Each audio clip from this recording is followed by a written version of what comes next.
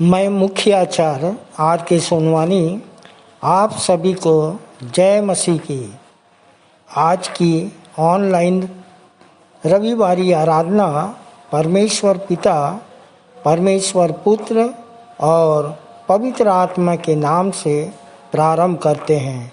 आमीन और आमीन।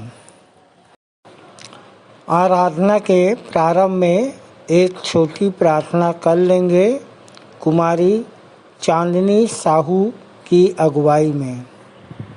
आप सबको जय मसीह की। मेरा नाम चांदनी साहू है और मुझे प्रभु में 2 साल हो चुके हैं और हम लोग के आने के कारण मेरे मम्मी को बहुत ज़्यादा शैतानी शक्ति लगी थी और विश्वासी मंदिर से प्रार्थना तो वैसे पूरा ठीक है और जैसे हम लोग बच्चे हो वैसे दूसरों बचाने के काम करते हैं। आइए प्रार्थना में जाइए, हाथों को जोड़िए और सिर को झुकाइए और ध्यान परमेश्वर को लगाइए।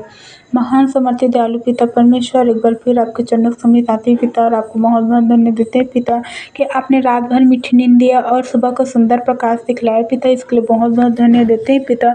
और पिता प्रार्थना करते हैं पिता परमेश्वर, हमें ज्ञान बुद्धि समझ के आत्मा देना पिता परमेश्वर, आपके वचन को सुनने और चलने वाले हो सके से बुद्धि देना पिता।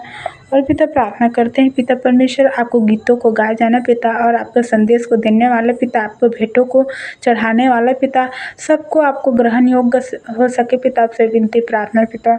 और पिता प्रार्थना करते हैं पिता आपके भवन में जितने भी भाई बहन आने वाला है पिता, जो भी समस्या लेकर आते हैं पिता, सबको चंगाई दीजिएगा पिता परमेश्वर और आपके नाम के महिमा कर सके पिता, आपसे विनती प्रार्थना है पिता परमेश्वर। और पिता क्या मांगे पिता, मांगने से पहले आप सब कुछ देने वाला है पिता। एक छोटी दुआ से अपने उद्धारकर्ता प्रभु यीशु मसीह के नाम से मांग लेते हैं, आमीन। आइए प्रभु की महिमा में एक गीत और गा लेंगे जो स्तुति की गीत में 12 नंबर, रब की होए सन्ना, हमेशा रब की होए सन्ना।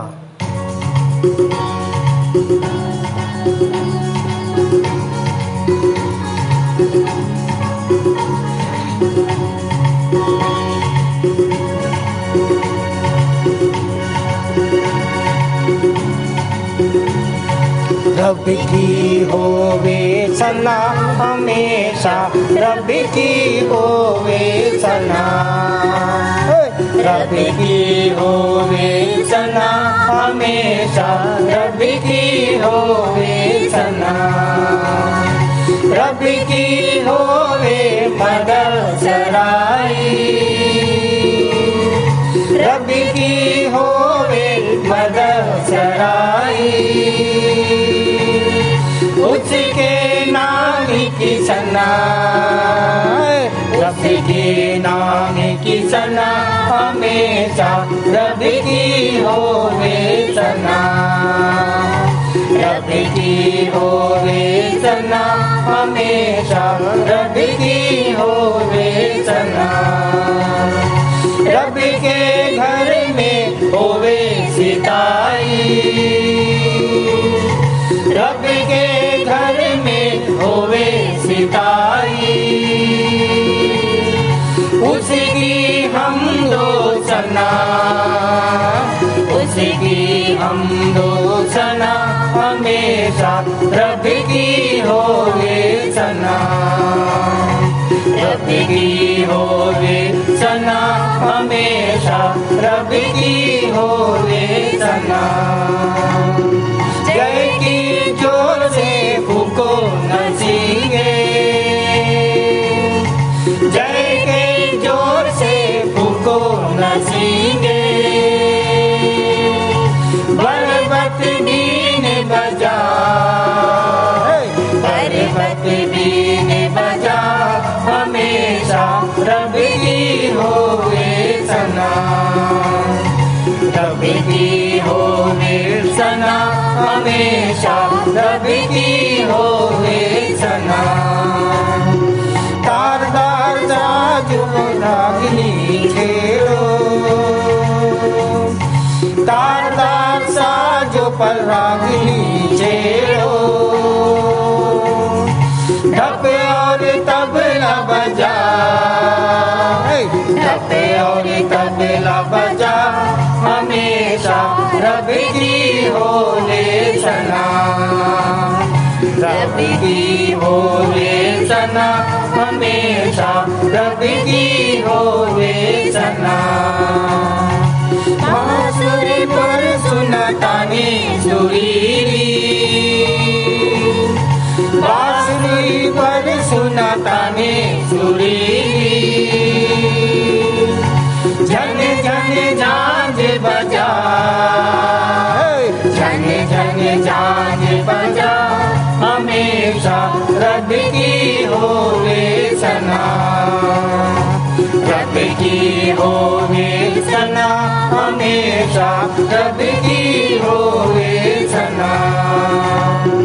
काम में है वह कैसा कारीगर, कामों में है वह कैसा कारीगर, उसकी कुदरत बता, उसकी कुदरत बता, हमेशा रब की होवे सना। हालेलुया। रब की होवे सना, हमेशा रब की होवे सना। सब जन मिलकर ताली बजाओ, सब जन मिलकर ताली बजाओ, गाओ रब की सना, गाओ रब की सना, हमेशा रब की होवे सना। हालेलुया। रब की होवे सना, हमेशा रब की होवे सना, रब की होवे सना, हमेशा रब की होवे सना। आइए प्रभु की महिमा में हम एक गीत और गा लेंगे। स्तुति गीत से 229 नंबर, पावन है वह प्रभु हमारा, उसकी जय जयकार करो।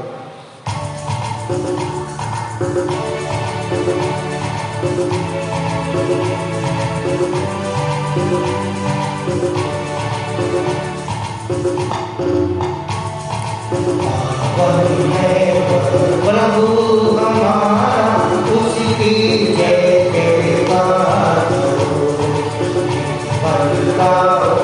बल है न्यारा, उसकी जय जयकार करो।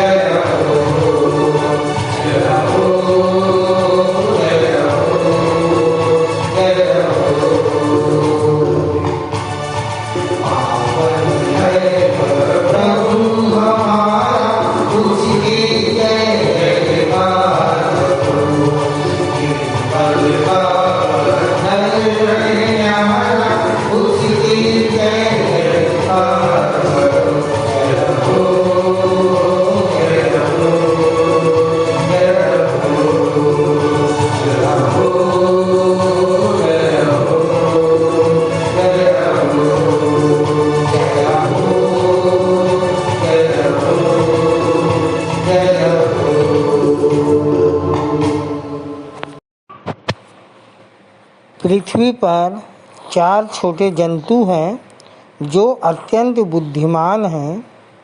चींटियाँ निर्बल जाति तो है, परंतु धूप काल में अपनी भोजन वस्तु बटोरती है। बिज्जू बली जाति नहीं, तो भी उनकी मांडें पहाड़ों पर होती हैं। टिड्डियों के राजत्व तो नहीं होता, तो भी वे सब के सब दल बांध कर चलती है। और छिपकली हाथ से पकड़ी तो जाती है, तो भी राजभवनों में रहती है। आइए परमेश्वर पिता की महिमा में, उसकी आराधना में हम जाएं। मुख्य आराधना के प्रारंभ में हम एक गीत गा लेंगे। स्तुति के गीत से 7 नंबर, धन्य तेरा पिता तूने पुत्र को भेज। आइए हम स्तुति के गीत पुस्तक से गीत का नंबर 7 गा लें, जिसके शब्द हैं धन्य तेरा पिता।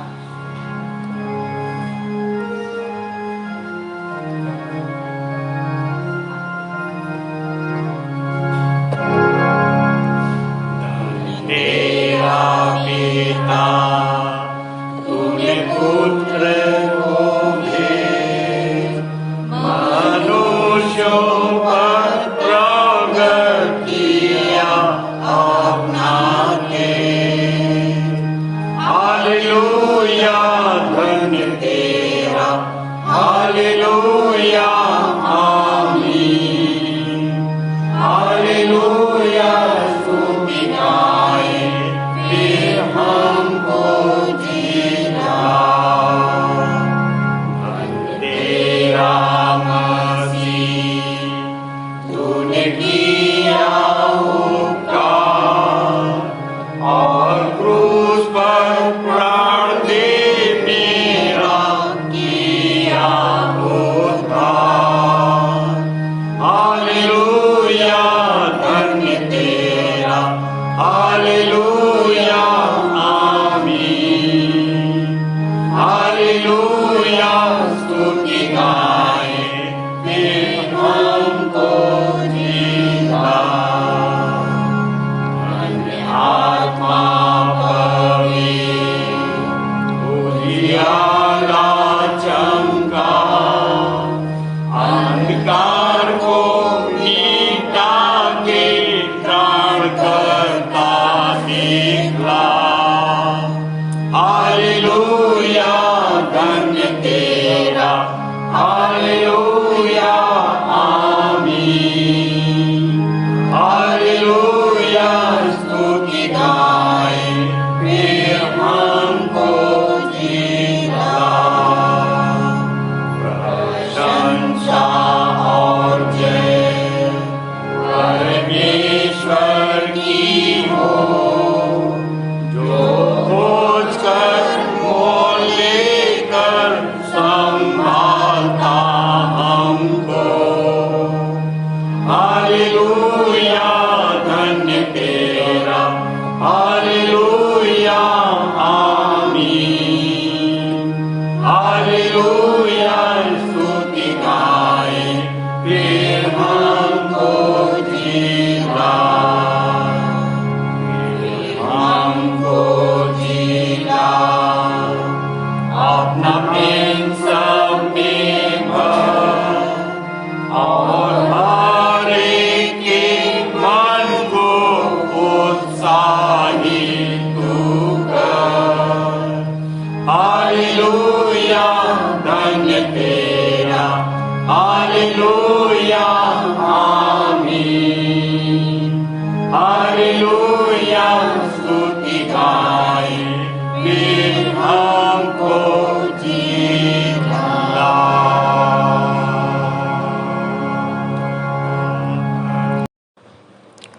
उत्तरवादी की रीति से पढ़ने के लिए हम सब निकाल लेंगे।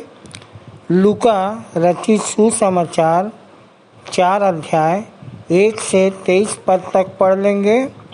और पढ़ने में अगुवाई करेंगे श्रीमती माया बिंझवार और उत्तर देंगे श्री राम गोपाल बिंझवार। आप सबको जय मसीह की। मेरा नाम माया बिंझवार है और प्रभु में आए हुए मुझे 4 वर्ष होने जा रहे हैं। मेरा नाम राम गोपाल बिंझवार है, प्रभु में 4 वर्ष हो गए। आइए हम उत्तरवादी की रीति से पढ़ने के लिए निकाल लेंगे लूका रचित सुसमाचार, उसका 4 अध्याय, पहला पद से 23 पद तक। पहला पद मैं पढ़ूंगी, दूसरा पद आप सब राम गोपाल बिंझवार जी के साथ पढ़ लेंगे। यीशु पवित्र आत्मा से परिपूर्ण होकर यरदन से लौटा और आत्मा उसे जंगल में इधर उधर ले जाता रहा। वहाँ 40 दिन तक शैतान उसकी परीक्षा करता रहा। उन दिनों में उसने कुछ नहीं खाया। जब ये दिन बीत गए तब वह भूखा हुआ। तब शैतान ने उससे कहा, यदि तू परमेश्वर का पुत्र है तो इस पत्थर से कह दे कि रोटी बन जाए। यीशु ने उसे उत्तर दिया, लिखा है, मनुष्य केवल रोटी से ही जीवित न रहेगा। तब शैतान ने उसे ऊपर ले जाकर पल भर में संसार के सारे राज्यों को दिखा दिया और उससे कहा, यह सारा अधिकार और इसका वैभव मैं तुझे दे दूंगा, क्योंकि यह मुझे दिया गया है और मैं जिसे चाहता हूँ उसे देता हूँ। इसलिए यदि तू मुझे दंडवत प्रणाम करे तो यह सब तेरा हो जाएगा। यीशु ने उसे उत्तर दिया, लिखा है, तू प्रभु अपने परमेश्वर को दंडवत प्रणाम कर और केवल उसी की सेवा कर। तब उसने यीशु को यरूशलेम ले जाकर उसे मंदिर की चोटी पर खड़ा किया और उससे कहा, यदि तू परमेश्वर का पुत्र है तो अपने आप को यहाँ से गिरा दे, क्योंकि लिखा है, वह स्वर्गदूतों को तेरे विषय में यह आज्ञा देगा कि वे तेरी रक्षा करें और वे तुझे शीघ्र अपने हाथों में उठा लेंगे। ऐसा न हो कि तेरे पैर में पत्थर से ठेस लगे। यीशु ने उससे कहा गया है, तू प्रभु अपने परमेश्वर की परीक्षा न करना। जब शैतान उसकी सब परीक्षा कर चुका तब कुछ समय के लिए उसके पास से चला गया। तब यीशु आत्मा के सामर्थ्य में गलील लौटा और आसपास के प्रदेश में उसकी चर्चा फैल गई। वह उनके आराधनालयों में जाकर उपदेश देने लगा और सब लोग उसकी प्रशंसा करते थे। फिर वह नासरत आया, जहाँ उसका पालन पोषण हुआ था और अपनी रीति के अनुसार सप्त के दिन आराधनालय में जाकर पढ़ने के लिए खड़ा हुआ। और यशायाह नबी की पुस्तक उसे दी गई। उसने पुस्तक खोलकर वह स्थल निकाला जहाँ लिखा था, प्रभु का आत्मा मुझ पर है, क्योंकि उसने कंगालों को सुसमाचार सुनाने के लिए मेरा अभिषेक किया है। उसने मुझे भेजा है कि मैं बंदियों को छुटकारे का और अंधों को दृष्टि पाने का संदेश दूं और दलितों को छुड़ाऊं और प्रभु के अनुग्रह के समय की उद्घोषणा करूं। तब उसने पुस्तक बंद करके सेवक के हाथ में दे दी और बैठ गया। और आराधनालय के सब लोगों की आंखें उस पर लगी थी। और वह उनसे कहने लगा, आज यह लेख तुम्हारे सुनते हुए पूरा हुआ। सब लोगों ने उसकी प्रशंसा की और उसके होठों से अनुग्रह के जो वचन निकल रहे थे उन पर अचंभव किया और कहने लगे, क्या यह यीशु का पुत्र नहीं? अंतिम वचन हम सब एक साथ पढ़ लेंगे। उसने उनसे कहा, निसंदेह तुम मेरे विषय में यह कहावत कहोगे, हे चिकित्सक, अपने आप को अच्छा कर। जो कुछ हमने सुना कि कफरनहूम में किया गया, वह यहाँ अपने नगर में भी कर।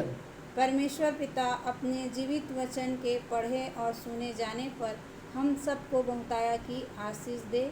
आमीन। आप सबको जय मसीह की।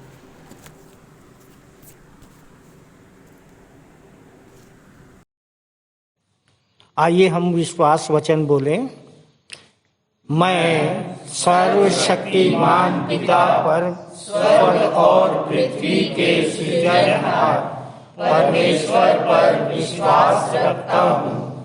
मैं उसके एकलौते पुत्र हमारे प्रभु यीशु मसीह पर, जो पवित्र आत्मा के सामर्थ के द्वारा कुमारी मरियम से जन्मा, जिसने पोंतियुस पिलातुस के राज्य में दुख उठाया, जो क्रूस पर टांगा गया और मारा गया, जो गाड़ा गया और अदृश्य लोक में पहुंचा, और तीसरे दिन मृतकों में से फिर जी उठा, जो स्वर्ग पर चला गया और सर्वशक्तिमान पिता परमेश्वर के दाहिने हाथ विराजमान है, और जीवितों और मृतकों का न्याय करने फिर आने वाला है।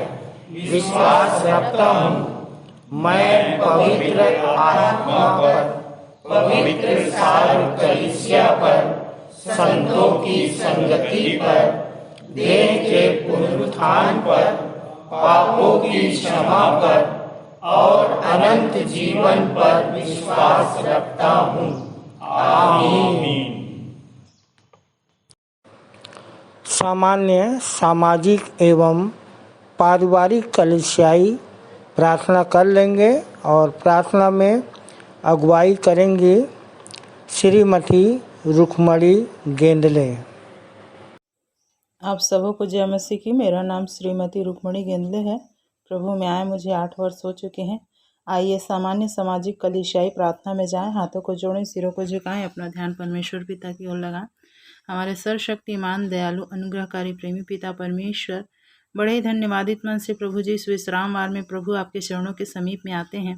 पिता परमेश्वर, हम आपका हृदय से धन्यवाद करते हैं प्रभु जी के बीते सप्ताह पिता आपने हमें संभाले रखा, भला चंगा स्वस्थ रखा पिता, और ये सुंदर अवसर दिया पिता परमेश्वर कि एक बार फिर से पिता आज के विश्राम में हम आपके पवित्र भवन में पाए जाते हैं। सुंदर अवसर के लिए प्रभु जी हम आपका हृदय से धन्यवाद करते हैं। धन्यवाद के साथ प्रभु जी हम प्रार्थना और विनती करते हैं अपनी जीवित पवित्र कलीसिया के लिए प्रभु जी, जहाँ पिता परमेश्वर हम अपने नए पुराने विश्वासियों के साथ आपकी आराधना, महिमा, स्तुति, प्रशंसा, बड़ाई करने पाते हैं पिता। इस सुंदर कलीसिया के लिए भी प्रभु जी हम आपका हृदय से धन्यवाद करते हैं। धन्यवाद करते हैं पिता परमेश्वर इस प्रांगण के लिए पिता परमेश्वर, जो आपने हमें शहरी कोलाहल के बीच में प्रभु जी सुंदर स्थान उपलब्ध कराया पिता, जहाँ पिता परमेश्वर हम एक मन एक चित होकर आपकी आराधना, स्तुति, प्रशंसा, बड़ाई करने पाते हैं प्रभु। हम आपका हृदय से धन्यवाद करते हैं।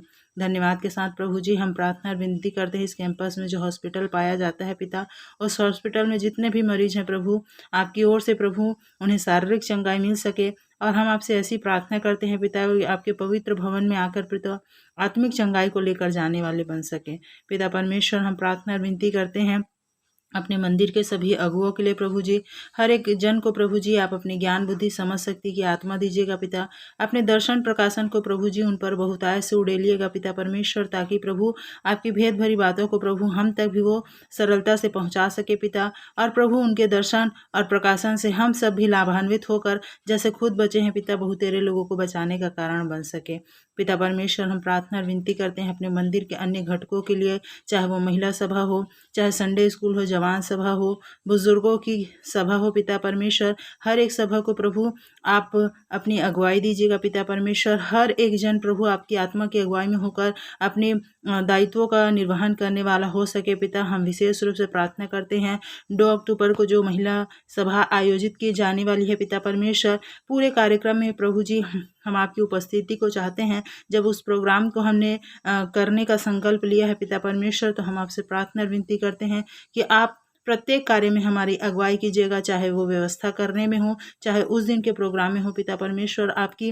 अगुवाई हम सभी बहनों को मिलने वाली हो सके पिता परमेश्वर, ऐसी हम आपसे प्रार्थना विनती करते हैं पिता परमेश्वर। हम प्रार्थना विनती करते हैं संडे स्कूल के बच्चों के लिए प्रभु जी, जब बचपन से प्रभु आपके वचन में संगति में वो आगे बढ़ते हैं पिता, उन्हें आप एक मजबूत स्तंभ बनाइएगा पिता परमेश्वर, ताकि प्रभु जिस पर आने वाले समय में आपकी जीवित कलीसिया खड़ी हो सके। टीचरों को भी प्रभु हम आपके सर्व सामर्थ्य सुरक्षित हाथों में सौंपते हैं पिता। उन्हें भी ज्ञान बुद्धि समझ की आत्मा दीजिएगा पिता परमेश्वर, ताकि सरलता से प्रभु आपके वचन को बच्चों के अंदर बोने वाले हो सके पिता परमेश्वर।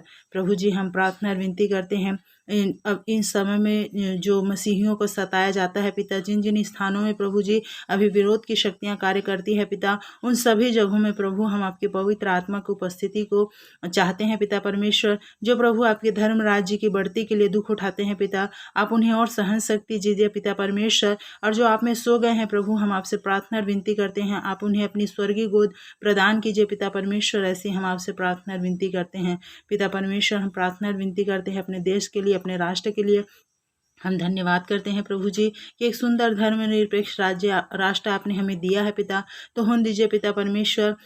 इसी प्रकार से प्रभु जी यहाँ की धार्मिक स्वतंत्रता बनी रह सके पिता, ऐसी कोई भी नीति ना बनने पाए पिता परमेश्वर जो आपके धर्म राज्य की खोज में प्रचार प्रसार में बाधक बन सके पिता। जितने लोग भी, चाहे वो धार्मिक अगुए हैं, चाहे राजनीतिक अगुए हैं, हर एक को प्रभु जी हम आपकी अगुवाई में सौंपते हैं। हर एक को प्रभु आप अपने कंट्रोल में कीजिए पिता परमेश्वर, और ऐसी ज्ञान बुद्धि समझ की आत्मा दीजिए पिता कि आपके इस राष्ट्र का संचालन सही उचित रीति से करने पाए पिता परमेश्वर। सुंदर मौसम के लिए भी प्रभु हम आपका हृदय से धन्यवाद करते हैं पिता परमेश्वर। एक बार फिर से पिता, यहाँ पर जितने भी भाई बहन उपस्थित हैं पिता, जो मार्ग में हैं, आप उनकी भी रक्षा मदद अगुवाई कीजिएगा, वो भी सुरक्षित पहुँच सके पिता, ताकि हम एक मन एक चित होकर आपकी महिमा प्रशंसा बड़ाई करने वाले हो सके। आगे की आराधना में प्रभु जी हमारे गीतों का गाया जाना, हमारी भेंट का चढ़ाया जाना, प्रभु भोज का लिया जाना, हर एक बात प्रभु जी आपको सुखदायक सुगंध के रूप में ग्रहण योग्य होने वाला हो सके पिता, ऐसी हम आपसे प्रार्थना और विनती करते हैं। हम विशेष रूप से प्रार्थना और विनती करते हैं प्रभु, आज के दिन में जो भाई बहन प्रभु जी वचन का बीज हमारे बीच में बोते हैं पिता, होने दीजिए पिता परमेश्वर, उनके मुख से आप हमसे बातचीत कीजिए पिता परमेश्वर। और पिता हमारे मनों को भी तैयार कीजिए पिता परमेश्वर, ताकि प्रभु जो वचन का बीज बोया जाता है वो हमारे हृदय में फलवंत हो सके, और न केवल 30 गुना 60 गुना परंतु 100 गुना फल लाने वाला हो सके पिता परमेश्वर, ऐसी आपसे प्रार्थना विनती करते हैं। आज के दिन में प्रभु जी जहाँ कहीं भी आपके नाम की आराधना की जाती है पिता, उन सभी जगहों में प्रभु हम आपकी पवित्र उपस्थिति की कामना करते हैं पिता परमेश्वर। बीते सप्ताह में जहाँ जहाँ प्रभु आपके नाम का बीज बोया गया, चाहे गुरु मंत्र के माध्यम से, चाहे बाइबल के माध्यम से, प्रभु हर एक बीज फलवंत हो सके पिता, और हर एक आत्मा बचाई जा सके पिता परमेश्वर, ऐसी हम आपसे प्रार्थना और विनती करते हैं। आज की पूरी आराधना को प्रभु हम आपके हाथों में सौंपते हैं। आज की आराधना में आप ही अल्फा और ओमेगा होइएगा। सारी बातों के लिए आपका हृदय से धन्यवाद करते हैं। जो बातें यदि छूट गई उस पर भी आशीष को चाहते हुए छोटी विनती हमारे जीवित पवित्र उद्धारकर्ता मुक्तिदाता प्रभु यीशु मसीह के नाम से मांगते हैं, आमीन। ये समय है संदेश का, और आज का संदेश लेके आ रहे हैं श्री राजकुमार जोगी, जिनका विषय है चेले के पैर धो दिए अंत में, चेले के पैर धो दिए अंत में कि जिए चेले अनंत में। यूहन्ना 13:14 पर इनका संदेश आधारित है। आप सभी को जय मसीह की। मेरा नाम राजकुमार जोगी है और विश्वासी मंदिर आते हुए मुझे लगभग 8 वर्ष हो गए हैं।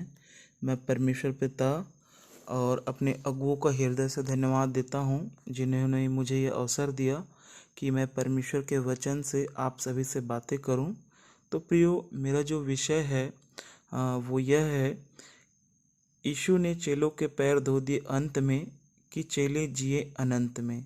तो प्रियो, ये जो घटना है वो यूहन्ना की 13 अध्याय उसमें पाया जाता है और इस अध्याय में प्रभु यीशु मसीह ने हमें बहुत सारी शिक्षाएं दी हैं।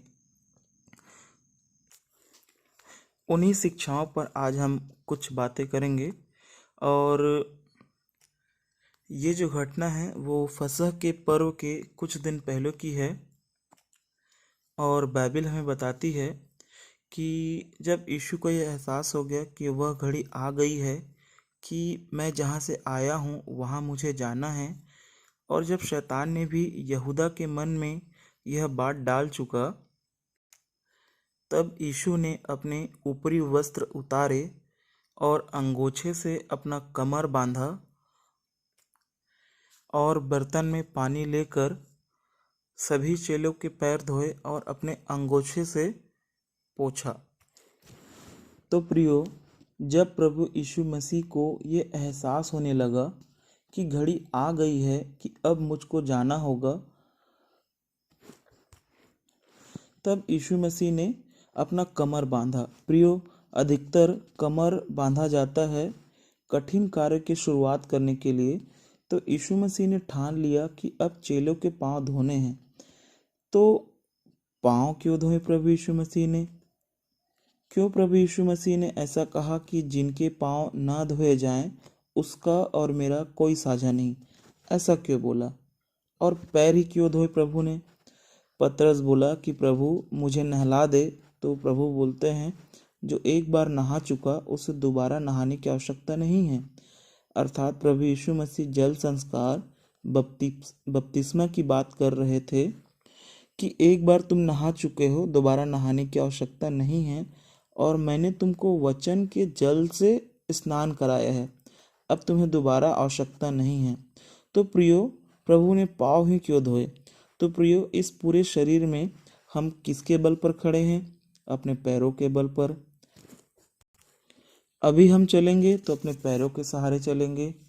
और प्रियो, ये जो सड़क जो आपको दिख रही है ये कंक्रीट की है, मतलब पैर हमारे सफ़र करने के लिए दिया गया है। पैरों के द्वारा हम अपने मंजिल तक पहुंचते हैं। अगर मुझको यहाँ से कार्यालय तक जाना है तो वो मेरी मंजिल है और इस पाँव के सहारे चलते जाना है। तो प्रियो, ये शारीरिक पैर है जो दिखाई देता है और ये सांसारिक सड़क पर चलता है, पर हमारा जो पैर है जो चलता है वो हमारे मन के हिसाब से चलता है। पर प्रियो, इसके अलावा जो मसीह में हैं उनका आत्मिक पैर भी है और आत्मिक सड़क भी है। प्रियो, 2 रास्ता है। एक रास्ता वो है जो हमें दिखाई दे रहा है, एक रास्ता वो है जो विचारधाराओं का है। हमारा जो पाँव है वो हमको देखी हुई जगह पर पहुंचाएगा। इस पाँव के सहारे चल के मैं अपने घर जा सकता हूँ, मैं कहीं भी जा सकता हूँ, इस पाँव का ये काम है। पर विचारधाराओं का जो रास्ता है वो जीवन और मृत्यु पर निर्भर करता है। विचारधाराओं का रास्ता हमें या तो अनंत मृत्यु तक पहुँचाएगा या तो अनंत जीवन तक पहुँचाएगा। हमारी विचारधाराएं ही हमारी आबादी और हमारी बर्बादी को तय करती है कि हम जो सोचते हैं वही हमारी बर्बादी का और आबादी की वजह बनती है। हमारी विचारधाराओं का जो रास्ता है वो अनंत जीवन और अनंत मृत्यु दोनों की ओर लेके जाता है। इसलिए लिखा है, तेरा वचन मेरे पाँव के लिए दीपक और मेरे मार्ग के लिए उजाला ठहरे। अर्थात जो विचारधारा है वो हमारे आत्मिक पैर हैं और हमारा मन हमारे पैरों को चलाता है। तो जो उत्पत्ति में जो श्राप मिला था परमेश्वर की ओर से कि मैं स्त्री के वंश और तेरे वंश के बीच में बैर उत्पन्न करूंगा, तो उसके सिर को कुचलेगा और वो तेरी एड़ी को डसेगा। तो प्रियो, शैतान एड़ी को ही क्यों डसता है? क्योंकि मनुष्य के शरीर का सारा बैलेंस एड़ी पर ही टिका है। एड़ी पर अगर चोट लगती है तो क्या हम चल पाते हैं? हम लंगड़ा लंगड़ा के चलते हैं या चल ही नहीं पाते हैं। तो ये जो है वो पूरे बॉडी को स्थिर करता है, अर्थात एड़ी जो है स्थिरता का प्रतीक है। तो हमको जो श्राप मिला कि शैतान हमको दोचित्ता करेगा, हमारी स्थिरता को खत्म करेगा, वो हमें अस्थिर करेगा, हमारे विचारों को डसता रहेगा, अर्थात शैतान हमको मिसगाइड करता रहेगा और वो हमारे मन में वही उत्पन्न करेगा जिससे कि मृत्यु आए। इसीलिए फिर उसके बाद से मनुष्य के मन में जो कुछ भी उत्पन्न होने लगा वह बुरा ही उत्पन्न होने लगा। उत्पत्ति में स्वयं परमेश्वर ने कहा कि मनुष्य के मन में जो कुछ भी उत्पन्न होता है बुरा ही उत्पन्न होता है। क्यों? क्योंकि हमारी विचार रूपी एड़ी को हमारे आत्मिक पैर को डसता है। वो पूरी कोशिश करता है कि इंसान जीवन तक पहुंच ही ना पाए। इसलिए यशायाह 53 में लिखा है कि हम सब भेड़ों के समान भटक गए थे, हम सब ने अपना अपना मार्ग खो दिया था। मतलब सब अपनी अपनी विचारधाराओं पर चलने लगे, जो सही लगता था वही करते थे, परमेश्वर से दूर हो चुके थे। और इसीलिए नीति वचन में लिखा है कि सबसे अधिक अपने मन की रक्षा कर, क्योंकि जीवन का मूल स्रोत वही है। और यहाँ पर लिखा है कि यहूदा के मन में शैतान ने बात डाली। शैतान कुछ भी चीज़ डालता है तो मन में ही डालता है। इसीलिए प्रभु यीशु मसीह तुरंत पांव धोने लगे चेलों के वहाँ पर और उस श्राप को धो रहे थे, उस विचारधाराओं को शुद्ध कर रहे थे, क्योंकि यहूदा के मन में डाला। शैतान ने ऐसा नहीं किया था। शैतान जो कुछ भी डालता है वो मन में ही डालता है। ऐसा नहीं है कि शैतान ने और भी चेलों पर ट्राई नहीं किया था, उसने सभी पर ट्राई किया था। एक जगह तो स्वयं प्रभु यीशु मसीह पतरस को कहते हैं कि हे शैतान, मेरे से दूर हो जा। क्योंकि याद रखिए, जब यीशु मसीह पूछते हैं कि तुम में से एक मुझे पकड़वाएगा, तो सभी बोलते हैं कि प्रभु मैं तो नहीं हूँ ना। ऐसा क्यों भाई? अगर आप किसी के प्रति बहुत अच्छा बहुत भला सोच रहे हो, तो फिर अगर आपको कोई बोलेगा कि तुम मुझको पकड़वाओगे, आप थोड़ी बोलोगे कि क्या वो मैं हूँ। पर चेलों को खुद पर डाउट था। प्रभु को भी पता था कि चेलों के मन में शैतान कुछ न कुछ डालते रहता होगा। तभी थोमा बोलता है, आओ हम उसके साथ मरने चले। शैतान सब पर ट्राई कर रहा था, सभी के एड़ी को डस रहा था। और यहाँ पर भी पतरस बोलता है कि प्रभु क्या तू मेरे पाँव धोएगा?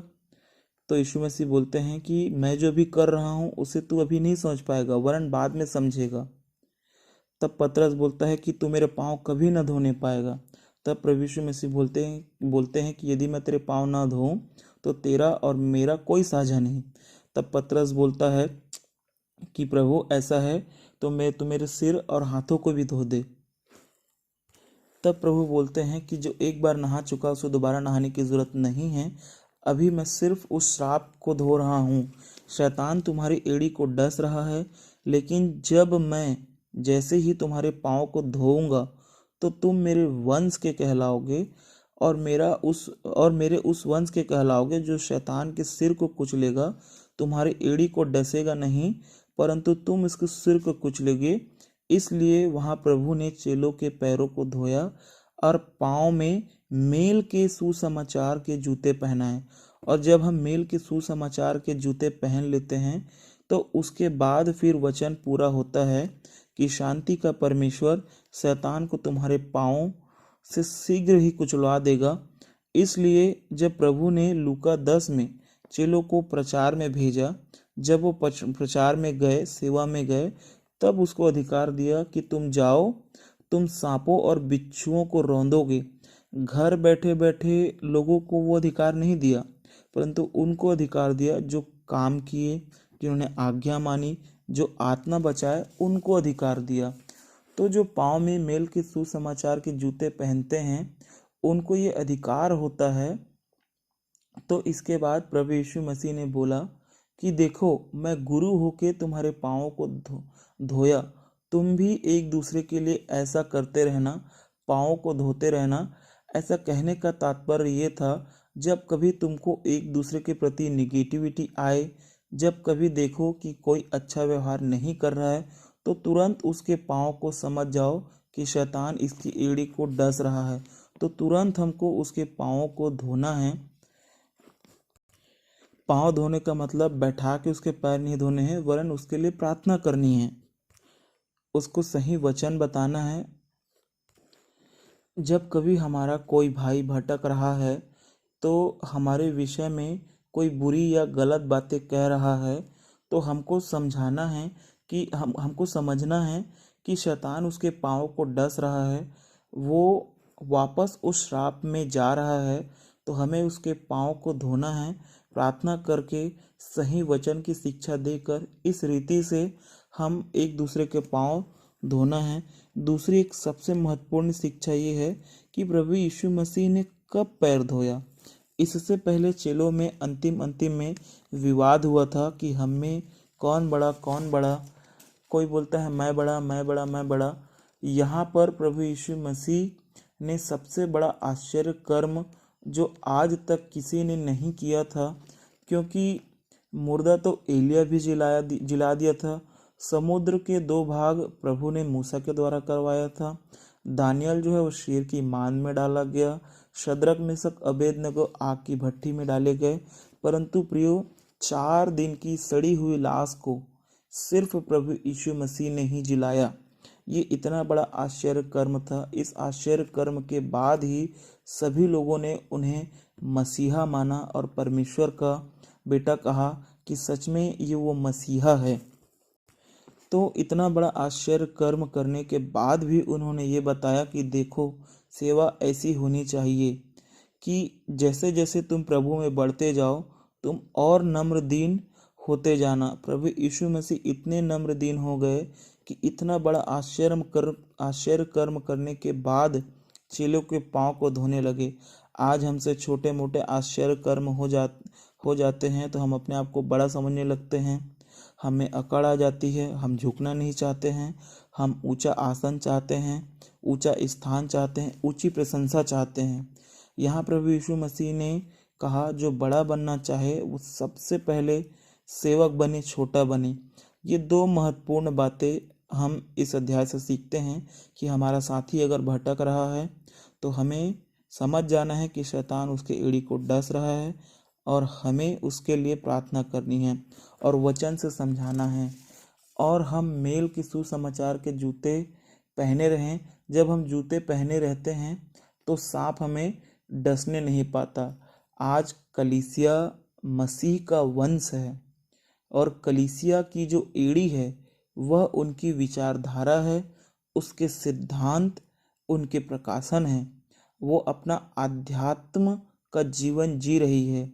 तो जिस कलीसिया ने अपने पाँव पर मेल के सुसमाचार के जूते नहीं पहने हैं, उस कलीसिया की एड़ी को आज भी शैतान डस रहा है, अर्थात उनको विचारधाराओं में उलझा रहा है, दो चित्ता कर रहा है।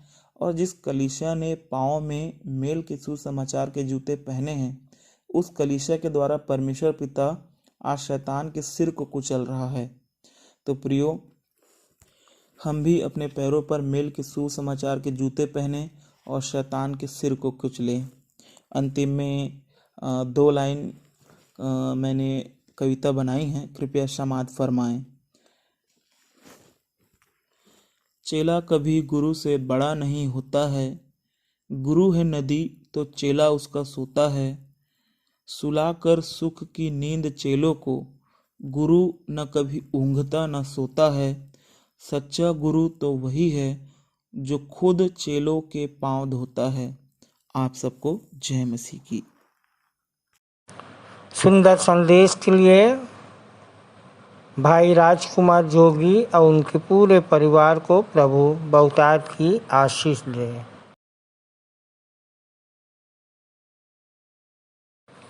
प्रभु भोज विधि का संचालन करने आ रहे हैं सहायक सह आचार्य श्री वीरेंद्र साहू।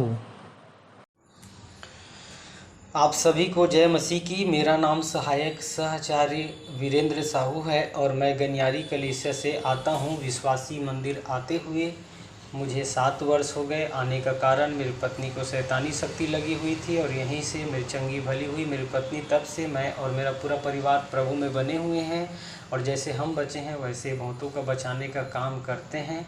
इसलिए परमेश्वर पिता का और अपने अगुओं का मैं धन्यवाद करता हूं कि आज मुझे प्रभु भोज संचालन करने का अवसर दिया गया है। और प्रभु भोज में जाने से पहले आइए हम कुछ वचनों का चिंतन और मनन करते हैं। परमेश्वर ने उत्पत्ति में परमेश्वर ने आदम को भूमि की मिट्टी से रचा था और उसके नथनों में जीवन का श्वास फूंक दिया और वह जीवित प्राणी बन गया था। और पूर्व में एक अदन लगाई जिसमें उसको रखा था और हवा को भी बनाया और दोनों को उस अदन के वाटिका में रख दिया था और आज्ञा दिया गया था कि उसकी रखवाली करे और उस फल को वहाँ पर परमेश्वर ने जो लगाया था सब फल को बिना खटके खा सकता है, परंतु भले और बुरे के ज्ञान के वृक्ष को न खाना और जिस दिन तू उस फल को खाएगा उसी दिन निश्चय मर जाएगा। और सचमुच प्रियो, उसी दिन से ये पाप और मृत्यु ने जन्म लिया। इस संसार में आया एक आज्ञा तोड़ने के कारण, परंतु हमारे पापों को कोई क्षमा नहीं कर सकता था। हम मृत्यु से कोई भी बच नहीं सकते थे, परंतु परमेश्वर पिता ने स्वयं हम पर अनुग्रह दया किया और हमें बचाने के लिए उपाय किया कि अपने प्रिय बेटे यीशु मसीह को इस धरती पर हमारे लिए, हमारे पापों के लिए भेज दिया, ताकि उसके क्रूस में चढ़ाए जाने से, उसके लहू बहाने से हमारे पापों की क्षमा हुआ। उसके कोड़े खाने से हम चंगे हो गए और उसके प्राण देने से हमें जीवन मिला है। और जब हमें जीवन मिला है तो प्रभु यीशु मसीह हमें एक आज्ञा देता है कि जाओ और स्वर्ग और पृथ्वी का सारा अधिकार मुझे दिया गया है, इसलिए तुम जाओ और जाति जाति के लोगों को चेला बनाओ और जो जो बातें मैंने तुम्हें मानना सिखाया है उनको सिखाओ। हाँ, हम वही करें तो हम परमेश्वर प्रभु यीशु मसीह में बने रहें, क्योंकि प्रभु यीशु मसीह का लहू हमें बार बार स्मरण दिलाता है कि हम पाप न करें परंतु अपने पड़ोसी से प्रेम करें और उस आज्ञा को पूरा करने वाले हो सकें। तब हमें अनंत जीवन मिलेगा, उस जीवन का मुकुट मिलेगा। जैसे प्रकाशित वाक्य 2:7 में कहता है कि जिसके कान हो सुन ले कि कलीसियाओं से आत्मा क्या कहती है, कि जो जय पाए उसे मैं इस जीवन के फल से जो स्वर्ग में है फल से खाने दूंगा। धन्यवाद देते हैं परमेश्वर पिता के लिए, हमारे लिए यह उपाय निकाला और इस छोटे से संदेश के द्वारा प्रभु हम सबको आशीष दे। आमीन। प्रभु भोज की विधि पर सुंदर टिप्पणी के लिए सहायक सह आचार्य श्री वीरेंद्र साहू को और उनके पूरे परिवार को प्रभु बहुतायत की आशीष दें।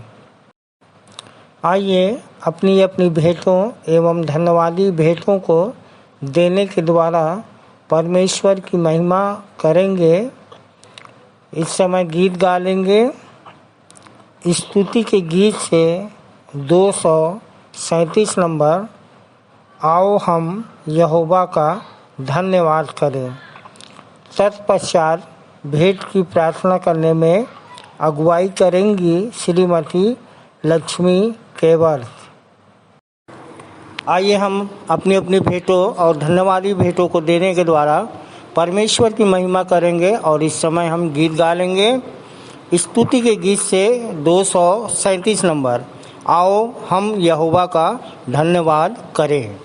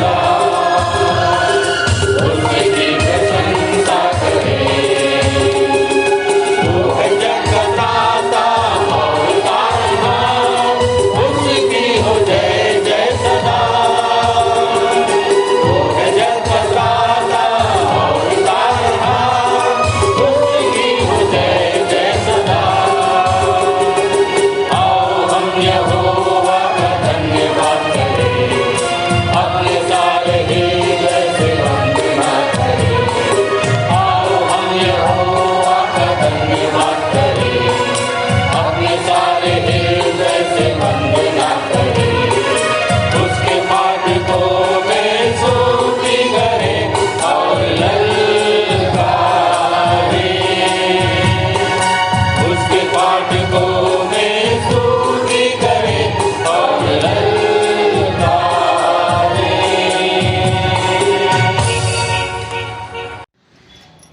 आप सबको जय मसीह की। मेरा नाम श्रीमती लक्ष्मी केवर्थ है और प्रभु को जाने मुझे 12 वर्ष हो गए।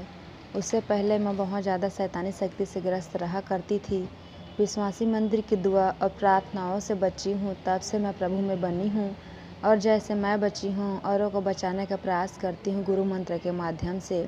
परमेश्वर पिता का बहुत बहुत धन्यवाद करती हूँ और अपने संचालकगण का धन्यवाद करती हूँ इस सुंदर अवसर के लिए।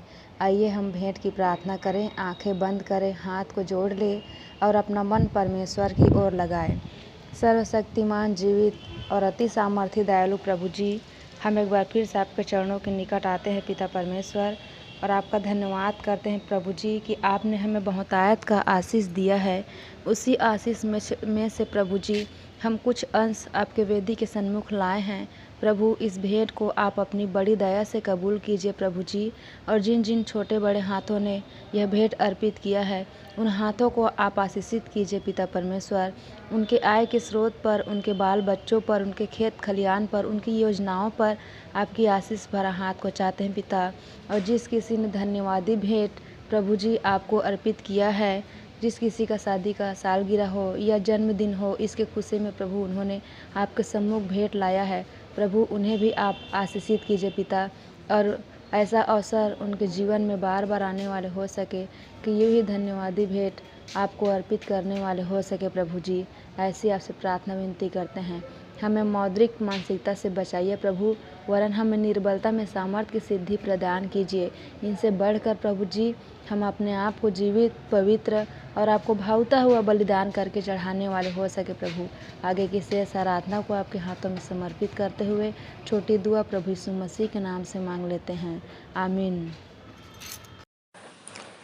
मैं मुख्य आचार्य R.K. सोनवानी आप सभी को जय मसीह की। आप लोगों को सूचना से अवगत करा दूं, हमारी रविवारी आराधना ऑनलाइन और ऑफलाइन दोनों चलती है। समय का विशेष ध्यान दें, प्रातः 10 बजे से दोपहर 12:30 बजे तक। जिनको जिनको आराधना में जिम्मेदारी दी जाती है उनको ऑनलाइन और ऑफलाइन दोनों में बोलना है। ऑनलाइन के लिए अपना ऑडियो बनाकर शुक्रवार शाम तक अवश्य ही मुझको भेज देवें। विशेष सूचना, प्रायः यह देखा जा रहा है कि ऑनलाइन आराधना में जो प्रार्थना उत्तरवादी पाठ है, जो संदेश है कि रिकॉर्डिंग शुक्रवार शाम तक नहीं भेजी जाती, जिससे शनिवार रात भर सेटिंग करने में लग जाता है। अतः अब संचालक मंडल द्वारा निर्णय लिया गया है कि जिसकी रिकॉर्डिंग शुक्रवार शाम तक नहीं पहुंचेगी उसे आने वाले समय में अवसर नहीं दिया जाएगा। तदनुसार इस आदेश का कड़ाई से पालन किया जाएगा। आदेशानुसार संचालक मंडल, विश्वासी मंदिर, बिलासपुर। 3/9/2023 की रविवारी आराधना के लिए आप लोगों को सूचित कर दूं, जिसका संचालन मिस्टर अजीत कुमार कस्तूरिया करेंगे। प्रारंभिक प्रार्थना कुमारी किरण सोनवानी के द्वारा। उत्तरवादी पाठ मत्ती रची सुसमाचार 12 अध्याय 15 से 45 पद तक पढ़ लेंगे और पढ़ने में अगुवाई करेंगी कुमारी ऋचा भोसले और उत्तर देंगी कुमारी सावित्री सोनवानी। सामान्य सामाजिक एवं पारिवारिक कलीसियाई प्रार्थना आचार्य श्री मूर्ति नारायण करुष्या के द्वारा। संदेश होगा श्रीमती निशा छाबड़ा के द्वारा, जिनका विषय है जीवन में जब आंधियाँ आए क्या करें कि ना डगमगाए। मत्ती 7:24 से 27 आप अपने संदेश के लिए ले सकते हैं। प्रभु भोज विधि का संचालन आचार्य श्री राजकुमार निषाद के द्वारा, भेंट की प्रार्थना श्रीमती कोमल भोरे के द्वारा। मुख्य संदेश हम अपने संचालक जी से उत्तरवादी पाठ पर सुन लेते हैं। अंतिम प्रार्थना आचार्य श्री VR भोसले के द्वारा और सह संचालक श्री आशीष जलाल जी की आशीष से सभा का समापन करेंगे। धन्यवाद। आइए और अंत में सुन लेते हैं अपने मंदिर के संचालक जी द्वारा पिछले सप्ताह के संदेशों की समीक्षा, मंदिर की वर्तमान स्थिति एवं भविष्य की योजनाएं तथा उत्तरवादी पाठ पर संक्षिप्त टिप्पणी। सबको जय मसीह की। पिता परमेश्वर का धन्यवाद हो कि उसकी दया अनुग्रह से फिर से एक अवसर प्राप्त हुआ है कि उसके वचन में से कुछ सीख सकें। प्रियो, अभी कुछ ही दिन पूर्व 15 अगस्त को हम लोगों ने स्वतंत्रता दिवस मनाया और बहुत ही सुंदर, बहुत ही अच्छे ढंग से इसका प्रचार किया गया। घर घर झंडा फहराने को कहा गया और बड़े आनंद के साथ हम सब ने इस त्यौहार को मनाया, राष्ट्रीय त्यौहार को। और इस संबंध में एक बड़ा अच्छा संदेश हमारे लिए हमारी मंदिर के सह संचालिका डॉक्टर अल्पना राम ने तैयार किया और जिसका विषय था पल पल पर इंसान डरता है फिर भी आज़ादी का दम भरता है। बहन ने बहुत ही अच्छे ढंग से इस संदेश को हमारे सामने रखा, बताया कि संसार में नाना प्रकार के डर हैं। भविष्य का डर, मरने का डर और पता नहीं क्या होगा का डर, और स्वतंत्रता में कि हम इतने वर्ष मनाने के पश्चात भी और इस वर्ष स्वतंत्रता का अमृत महोत्सव मनाया गया। और बहन लिखती हैं कि अमृत महोत्सव है आज़ादी का, पर अंदर है नज़ारा मायूसी का। क्यों? घर घर तिरंगा के स्थान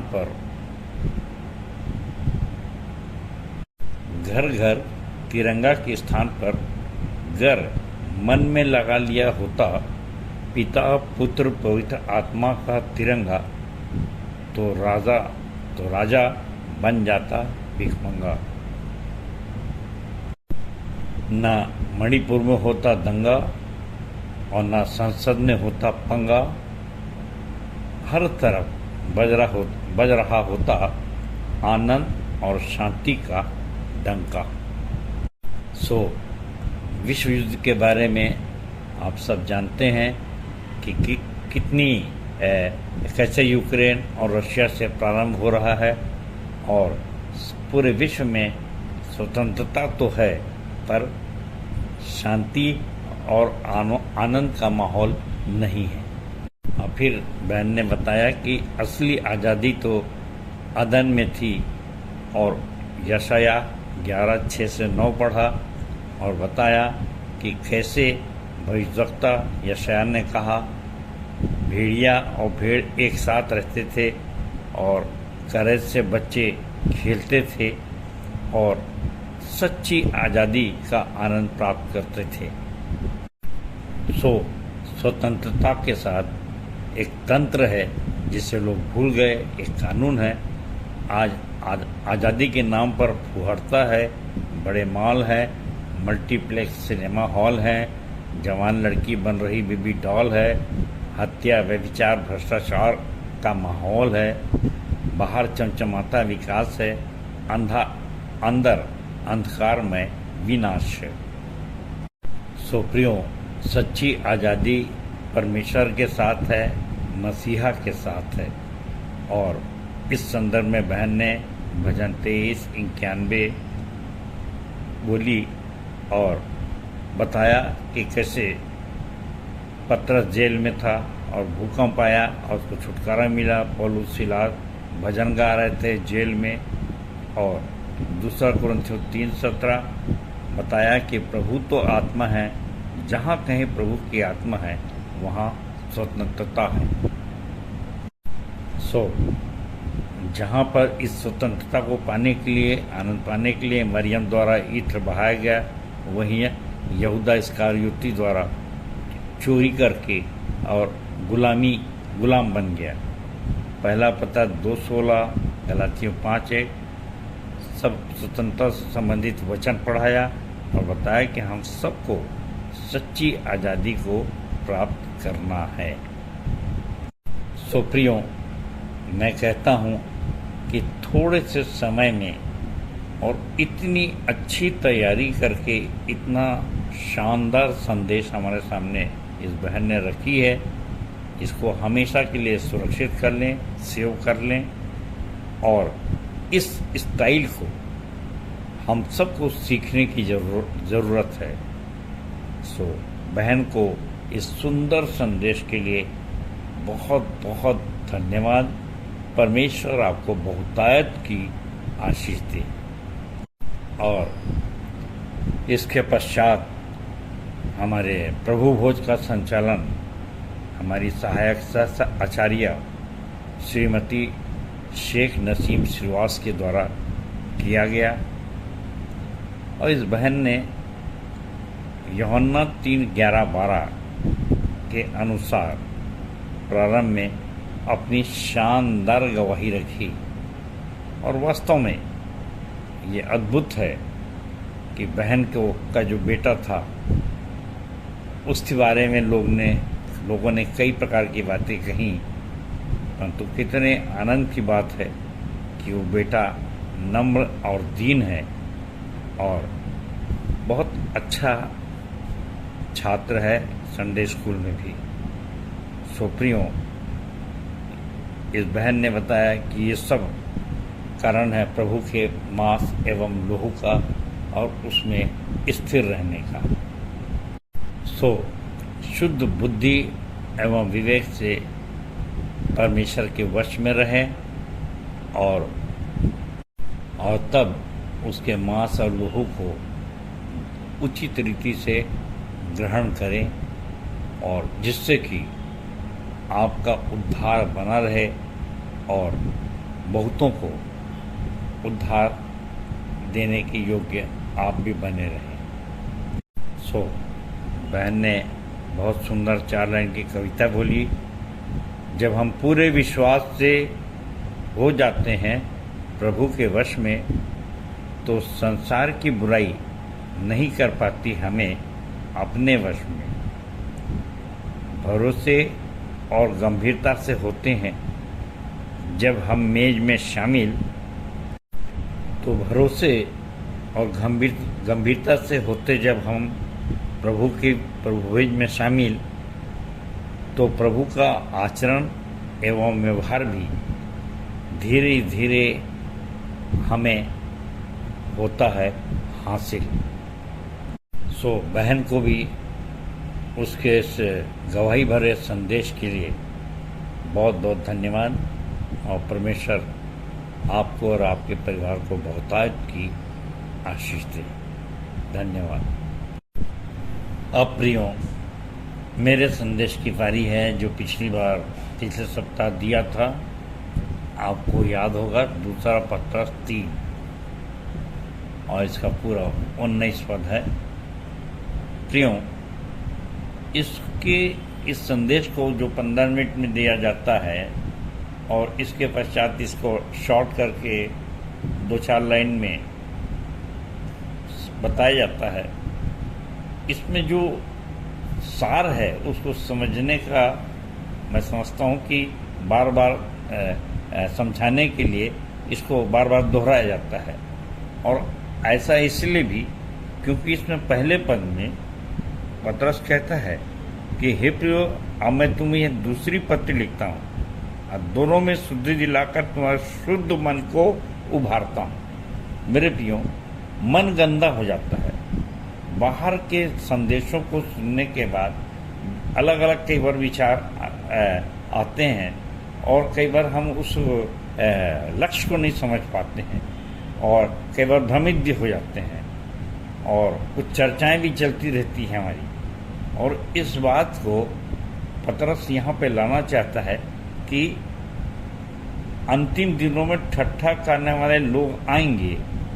और मैं कई बार बुजुर्गों से भी, मसीही बुजुर्गों से भी सुनता था कि अरे यार, ये पासवान लोग डराने का काम करते हैं और ज़्यादा से ज़्यादा चंदा खींचना चाहते हैं। तो प्रियो, इस संबंध में बहुत पहले मैं विचार करता था और उसका प्रमाण है कौन जाएगा कविता।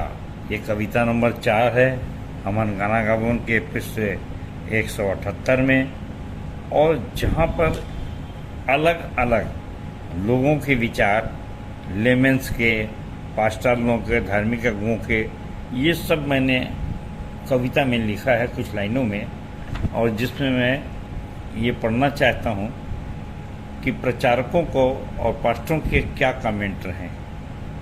सो कौन जाएगा मेरे भाई, मैं हरगिज नहीं जाऊँगा, मैं हरगिज नहीं जाऊँगा, मैं हरगिज नहीं जाऊँगा।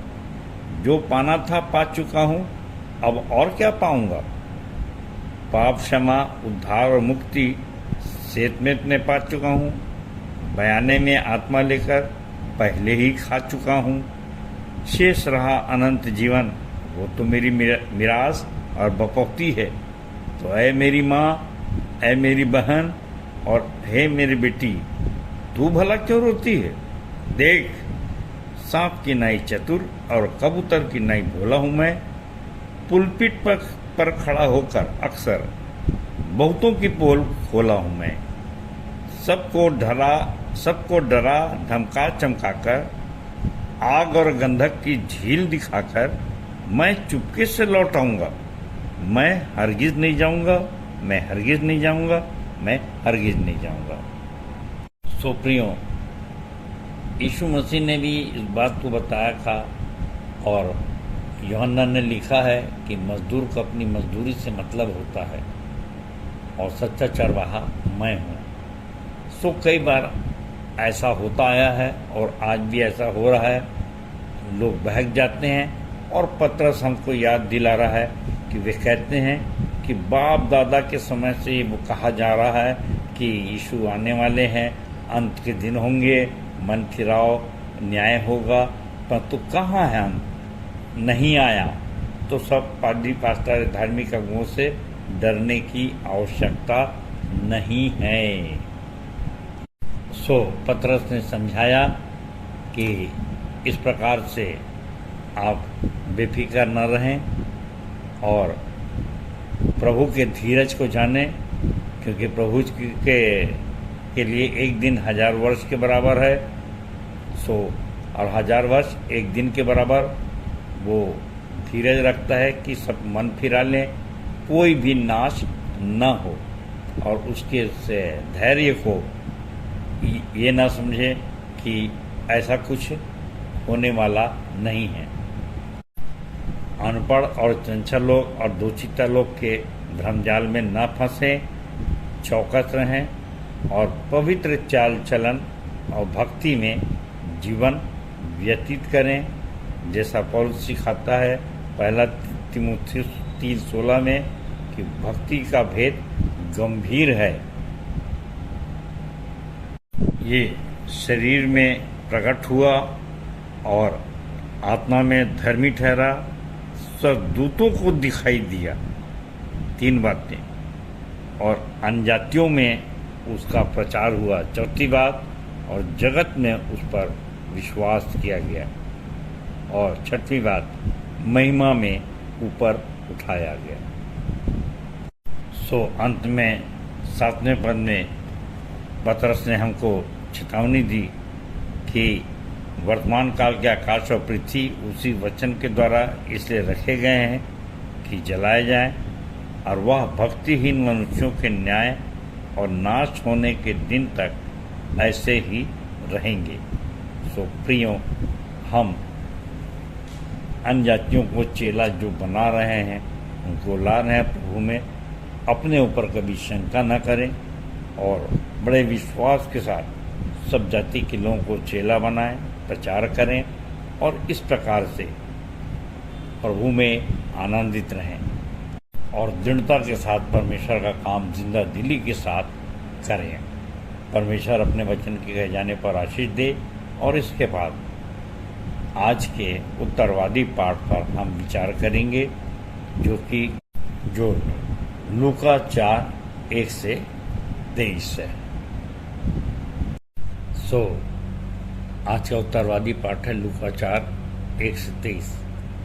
और इसके पहले कि हम वचन पे आगे बढ़ें, मैं आप सबको भारतवासियों को बधाई देना चाहता हूं कि हमारे चंद्रयान 3 ने चांद पर फतह पाई है और पिता परमेश्वर का धन्यवाद हो कि कितने आनंद की बात है कि इसके दक्षिणी ध्रुव में अब तक कोई देश नहीं पहुंच पाया था, परंतु भारत पहला देश है और सारा विश्व आनंदित है। और प्रियो, हमारे लिए भी ये बड़े गर्व की बात है, परंतु हम विश्वासियों के लिए इसके आगे भी कुछ है कि हम पूरे ब्रह्मांड पर विजय पाना चाहते हैं। स्वर्ग और पृथ्वी का सारा अधिकार हमें दिया गया है और ये सारी आज तो सिर्फ चांद है और इसके अलावा जितने भी ग्रह हैं, तारे हैं, जहाँ की कल्पना भी नहीं कर सकते, वहाँ भी हम पहुँचेंगे और देखेंगे। इस बात को अपने दिल दिमाग में रखिए। क्योंकि विज्ञान अपनी जगह है और सीमित है। और जैसे मैं अक्सर विज्ञान के विषय में बताता हूँ कि छोटी परिभाषा है कि विज्ञान वह ज्ञान है जो कारण और परिणाम के प्रति निश्चित होता है और इसलिए उस एक्यूरेसी के लिए, निश्चितता के लिए, ये देखिए कितना पहले से निर्धारित था कि इतने माह के बाद वो यान चंद्रमा पे पहुंचेगा और इस समय वो उसकी सतह को छुएगा। और ऐसा ही हमारे लिए भी एक सब कुछ निर्धारित है परमेश्वर के द्वारा और कैसे हम ब्रह्मांड के मालिक बन सकते हैं, एक ग्रहवश के नहीं। और इसलिए उस अद्भुत युक्तिकर्ता को खुश करना, तेजस्वी देह को प्राप्त करना बहुत आवश्यक है। और इसके लिए मैं आपके सामने पढ़ रहा हूँ यशायाह 66 का पहला और दूसरा पद, जहाँ इस प्रकार से लिखा है कि यहोवा यूँ कहता है, आकाश मेरा सिंहासन और पृथ्वी मेरे चरणों की चौकी है। तुम मेरे लिए कौन सा भवन बनाओगे और मेरे विश्राम का कौन सा स्थान होगा? यहोवा की यह वाणी है, ये वस्तुएं मेरे हाथ की बनाई हुई है, सो ये सब मेरी ही हैं, परंतु मैं उसी की ओर दृष्टि करूंगा जो दीन और खेदित मन का हो और मेरा वचन सुनकर थरथराता हो। सो प्रियो, ऐसे बहुत से वचन हैं, पर मैं सिर्फ संदर्भ बताऊंगा। यशायाह 64 भी है, 4-5, और प्रेरितों के काम 7:24 भी है कि स्वर्ग और पृथ्वी का सारा अधिकार हमें दिया गया है। और 17:24 प्रेरितों के काम में जैसा हम जानते हैं कि लिखा है कि जिस परमेश्वर ने पृथ्वी और उसकी सब वस्तुओं को बनाया, वह स्वर्ग और पृथ्वी का स्वामी होकर हाथ के बनाए हुए मंदिरों में नहीं रहता। सो प्रियो, हमारे लिए आवश्यक है कि हम अद्भुत युक्तिकर्ता को सिद्ध करके और ब्रह्मांड के मालिक बने, उस पे राज्य करें। और जैसा लिखा है प्रकाशित वाक्य 21 से भी आप जानते हैं कि नए स्वर्ग और नए आकाश को उसने बनाया, यशायाह 65 और 17। तो ये सब वचन हैं जिससे एकदम स्पष्ट होता है कि हम वंडर के अधीन हैं, और इसलिए साइंस को जानने वाले हमारे सामने बहुत छोटे ज्ञान वाले हैं, और इसलिए ये दिल दिमाग में रख करके हम वचन का मनन करें और उसको सिद्ध करें। और इसलिए आइए अब देखें लूका 4:1-23 में क्या होता है। वहाँ पर यीशु की परीक्षा ली जाती है, और यीशु 30 वर्ष का था, और वह बपतिस्मा लेकर यरदन से और पवित्र आत्मा से भर कर लौटा था।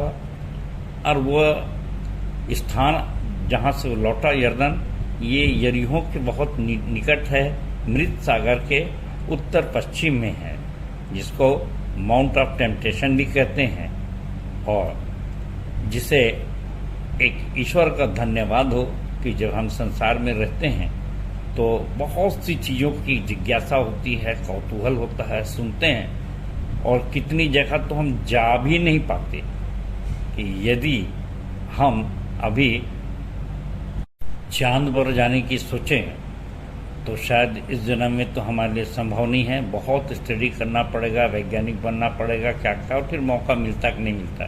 पर यह है कि हम ब्रह्मांड के मालिक हो सकते हैं। और यहाँ पर जैसे मैंने बताया कि एक सौभाग्य था कि परमेश्वर ने ऐसा अवसर दिया कि हम लोग भी इस स्थान को देखने गए। और जैसे आप जानते हैं कि धार्मिक टूर होता है, और उसमें मैं भी गया था, बहन अर्चना भी हमारे बीच से थी, डॉक्टर अल्पना राम, ये सब लोग वहाँ गए हुए थे। और बाकायदा हमको मौका मिला कि हम मृत सागर में तैर सकें। और जो कौतूहल था कि ये कैसा होता है कि पानी है और डूबते नहीं हैं, सो प्रियो वो सब देखने का अवसर मिला। और इसलिए ये जो आज का संदेश है ये मैं आपके सामने रख रहा हूँ कि यहीं पर यीशु मसीह पवित्र आत्मा के सिखाने पर जंगल में फिरता रहा 40 दिन तक, और उसके बाद उसे भूख लगी। और इसके पश्चात शैतान ने तीसरे पद ने कहा, उसकी परीक्षा लिया, पहली परीक्षा, और शैतान ने उससे कहा, यदि तू परमेश्वर का पुत्र है तो इस पत्थर से कह कि रोटी बन जाए। और यीशु मसीह का जवाब जो था वो क्या था कि उसने उत्तर दिया कि लिखा है, मनुष्य केवल रोटी से जीवित न रहेगा, परंतु इसके लिए मैं चाहता हूँ कि मत्ती 4:4 भी देखें, और जिसमें पूरी बात लिखी है कि मनुष्य रोटी से, न केवल रोटी से, परंतु हर एक वचन से जो परमेश्वर के मुंह से निकलता है जीवित रहेगा। प्रियो, ये जो वचन लिखा है और ये पाया जाता है व्यवस्था विवरण 8:2 और 3, जो मैं यहाँ पर पढ़ूंगा, जहाँ इस प्रकार से लिखा है कि स्मरण रख कि तेरा परमेश्वर यहोवा उन 40 वर्षों में तुझे सारे जंगल के मार्ग में से इसलिए ले आया है कि वह तुझे नम्र बनाए और तेरी परीक्षा करके यह जान ले कि तेरे मन में क्या क्या है, और कि तू उसकी आज्ञाओं का पालन करेगा अथवा या नहीं। उसने तुझको नम्र बनाया और भूखा भी होने दिया। फिर वह मन्ना जिसे न तो तू और न तेरे पुरखा ही जानते थे, वही तुझको खिलाया, इसलिए कि वह तुझको सिखाए कि मनुष्य केवल रोटी ही से नहीं जीवित रहता, परंतु जो जो वचन यहोवा के मुंह से निकलते हैं उन्हीं से वह जीवित रहेगा। सो प्रियो, जब कभी भूख लगे तो गाओ उसकी सराहना, क्योंकि उसने हमारे लिए विशेष रूप से रखा है आत्मिक मन्ना। तो प्रियो, आपने जाना कि ये अद्भुत मन्ना है, कैसे इससे भूख मिटेगी। ये अद्भुत है और अद्भुत को ज़्यादा परिभाषित या उसका वर्णन ज़्यादा नहीं किया जा सकता। वही जो आंखों ने देखा, जो कानों ने सुना और जो बातें मनुष्य के चित्त में न चढ़ी, वही परमेश्वर ने अपने प्रेम रखने वालों के लिए तैयार किया है। और अब प्रियो, 5वें से 8वें पद पर ये दूसरी परीक्षा है, और जिसमें कि उसने पूरे संसार का विभव दिखा करके उसे कहा कि पहाड़ी पर ले गया, चोटी पर खड़ा किया और विभव दिखाया और कहा कि ये सब अधिकार और विभव मैं तुझे दूंगा, क्योंकि वह मुझे सौंपा गया है और जिसे चाहता हूँ उसी को दे देता हूँ। और यीशु ने उत्तर दिया कि तू प्रभु अपने परमेश्वर को प्रणाम कर और उसी की केवल उपासना कर, ऐसा मेरे शास्त्र में लिखा है। सो प्रियो, यहाँ पर न केवल यहाँ पर परंतु परमेश्वर, अगर आप देखें यूहन्ना 6:15, तो यीशु वैभव से दूर राजा बना देंगे करके वो पहाड़ी पे चला गया, इनकार किया राजा बनने से। और यूहन्ना 18:36 में तो उसने बहुत स्पष्ट किया कि मेरा राज्य पृथ्वी का राज नहीं। और इस पे जो एक कविता है, हे सोने वाले जाग और मुर्दों में से जी उठ, तो मसीह की ज्योति तुझ में चमकेगी, इसको मैंने लिखा दिया कि मेरा राज्य पृथ्वी का राज नहीं, साम दाम दंड भेद से होगा मेरा काज नहीं। तो दुश्मन को भी गले लगाकर अंतःकरण को कर ले साफ, 7 से 70 गुना तुझको बैरियों को करना है माफ। ये इत्यादि लंबी कविता है। सो आप लोग इसको हमन गाना गावन पुस्तक से पढ़ सकते हैं, देख सकते हैं। ये कविता नंबर 5 है, 180 पृष्ठ पर। और यीशु व्यवस्था विवरण 6:13 और 10:20 का संदर्भ दिए थे। और इसके पश्चात आती है तीसरी परीक्षा यीशु मसीह की, जो 6 से 12 पृष्ठ पे है, जहाँ वो यरूशलेम के मंदिर के ऊपर ले गया और वहाँ से छलांग लगाने के लिए कहा, कूदने के लिए कहा और गिरने के लिए कहा, और ये कहा कि स्वर्गदूत तुझे बचा लेंगे। और प्रभु यीशु मसीह ने जवाब दिया, तू प्रभु अपने परमेश्वर की कभी परीक्षा ना करना। सो प्रियो, आज के समय में अगर ये तीनों परीक्षाओं का सारांश देखा जाए, तो हमारे सामने भी बाइबल के ज्ञानी लोग आते हैं और एक के बाद एक रेफरेंस दिखाते हैं और बताते हैं कि ये गलत है, ऐसा लिखा है, ऐसा करो। और जो उत्तर यीशु मसीह ने बताया कि लिखा है, और इस तीसरी परीक्षा में कहा यह भी लिखा है, यानी मैं भी बाइबल का ज्ञाता हूँ और तुम मुझे ज़्यादा संदर्भ दिखाकर भ्रमित नहीं कर सकते। और जैसा 13वें पद में लिखा है कि जब शैतान सब परीक्षा कर चुका, तब कुछ समय के लिए उसके पास से चला गया। सो प्रियो, सतर्क रहने की आवश्यकता है कि हमेशा के लिए शैतान नहीं जाता है, कुछ समय के लिए गया, और इसलिए सावधान रहिए। और इसलिए आपको हमन गाना गबन में एक 13 नंबर का जो बोर्ड है लिखा गया है कि इन विषयों पर विशेष रूप से परीक्षा होती है, तो आपको क्या क्या जवाब देना है।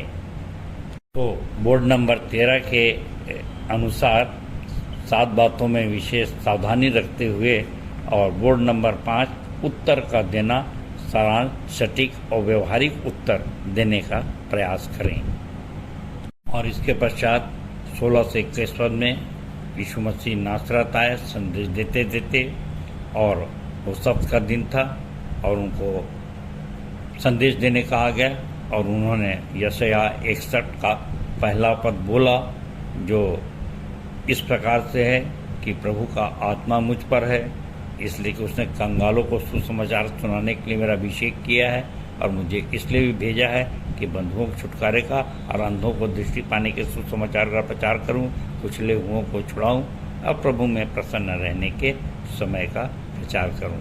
और इसके बाद उसने पुस्तक लौटाया और कहा कि आज ही यह वचन तुम्हारे सामने पूरा हुआ है। सो प्रियो, एक बड़ी अच्छी बात है कि जो पुराने नियम में लिखा है अब मैं आ गया हूँ। और ये देखिए यूहन्ना 3:11-12 आप लोग देख लीजिए, ये वचन जो लिखा है हुआ आज आपके सामने में पूरा हुआ है। तो हमको भी यही आंखों देखे हाल पर प्रचार करना है। अब यदि 22 और 23 पद देखें तो लोगों ने कुछ ने डाउट किया और कुछ ने सराहा, और जिन्हें शक किया वे पूछने लगे, क्या यह यूसुफ का पुत्र नहीं? मैं जाना था ये बढ़ई के बेटा है और ये ऐसा कैसे कर सकता है? परंतु आज भी वो स्थिति आती है और कई लोग व्यंग किए और कहने लगे, हे वैद्य, पहले अपने आप को चंगा कर, जो कफरनहूम किया था वो करके दिखा, क्योंकि सब जानते हैं कफरनहूम श्रापित है। सो प्रियो, अंत में हमारे लिए यही शिक्षा है कि हम अपना काम आत्मविश्वास के साथ करें, दृढ़ता के साथ करें, दो चित्ते होकर ना करें और प्राण देने तक विश्वास योग्य बने रहें, ताकि जीवन का मुकुट पा सकें और कभी न ज़्यादा फूलकर घमंड में आए और न कभी निराश हों। सो परमेश्वर आज के वचन के कहे जाने पर आशीष दे सबको। जय मसीह की, जय मसीह की और जय मसीह की। धन्यवाद। उत्तरवादी पाठ पर सुंदर सारगर्भित एवं व्यवहारिक टिप्पणी के लिए अपने संचालक जी का बहुत बहुत धन्यवाद करते हैं। तालियां।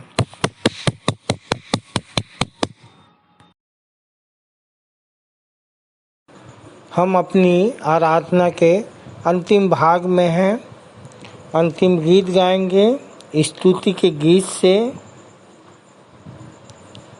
102 नंबर, मैं यीशु के साथ नूर में चलूँगा। अंतिम प्रार्थना आचार्य श्रीमती प्रीतमा कुर्रे के द्वारा प्रभु की प्रार्थना और सह संचालिका डॉक्टर अल्पना राम जी की आशीष से सभा का समापन करेंगे।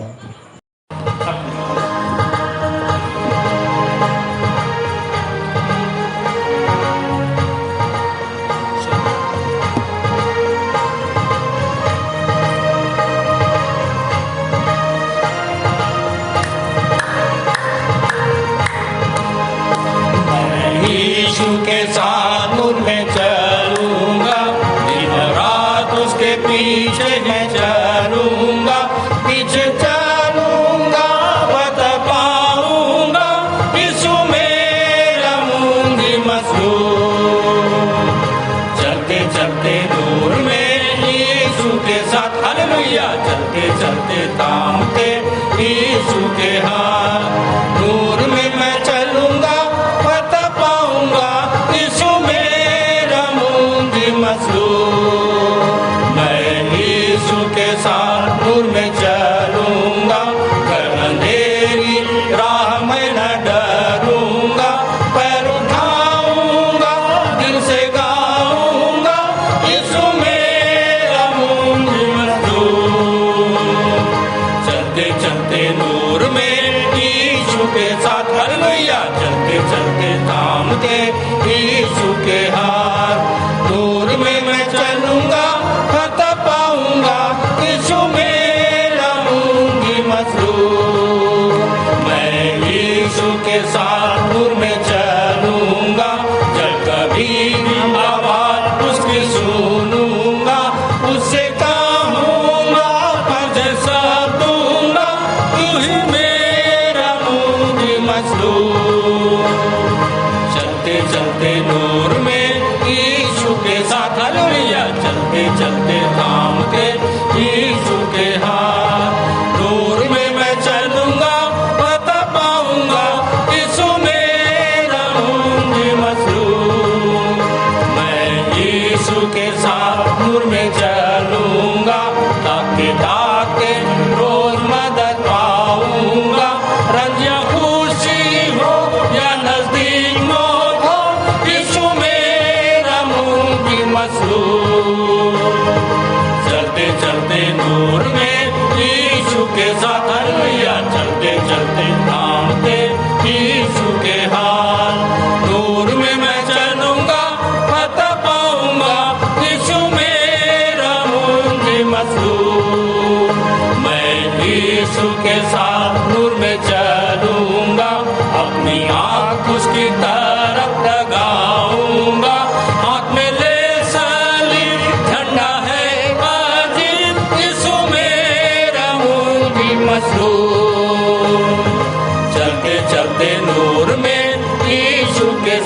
हालेलुया। चलते चलते थाम के यीशु के हाथ, दूर में मैं चलूंगा पता पाऊंगा यीशु मेरा मुंजी मसूर।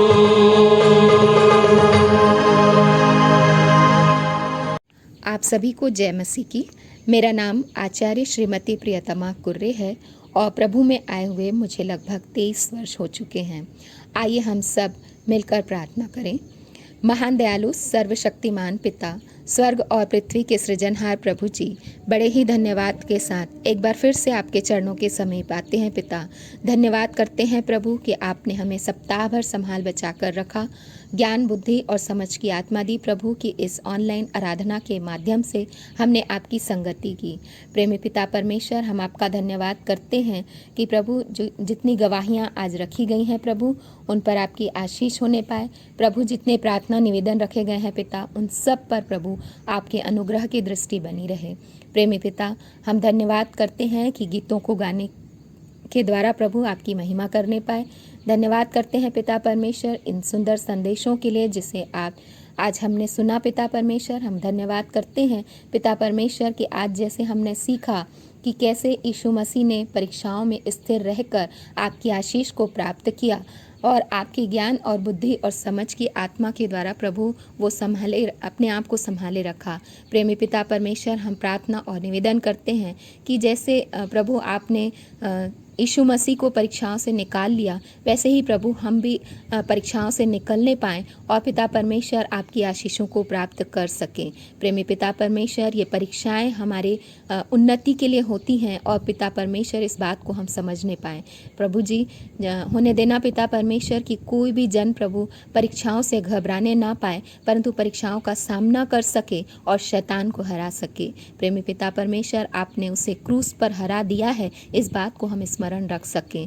प्रभु जी, प्रार्थना और निवेदन करते हैं जैसे आपने यीशु मसीह को चुन लिया कि वो कंगालों को सुसमाचार सुनाए, अंधों को दृष्टि पाने के सुसमाचार का प्रचार करे। होने देना पिता परमेश्वर कि हम भी अपने अभिषेक को समझ सकें और प्रभु आपके नाम की महिमा करने पाएं। प्रभु आपके प्रसन्न रहने के वर्ष का प्रचार कर सकें। प्रभु जी, होने दीजिएगा पिता कि इसमें कितनी भी बाधाएं क्यों ना आए, हम हर एक बाधा को लांघ कर प्रभु आपकी महिमा करने पाएं। प्रेमी पिता परमेश्वर, सप्ताह भर हमें पुनः संभाल कर रखिएगा ताकि प्रभु हम फिर से आपके नाम की स्तुति और महिमा करते हुए आपके भवन में उपस्थित हो सकें और प्रभु आपके नाम को धन्य कह सकें। प्रभु जी, जिस किसी भाई या बहन से हम मिलते हैं प्रभु जी, सप्ताह भर में प्रभु उन्हें आपके प्रेम से अवगत करा सके, हमारा बदला हुआ जीवन प्रभु लोगों के लिए ज्योति बन सके। प्रेमी पिता, धन्यवाद करते हैं कि आप इस आराधना में अल्फा और ओमेगा हुए और प्रभु जी आपने हर एक गतिविधि को अपने कंट्रोल में रखा।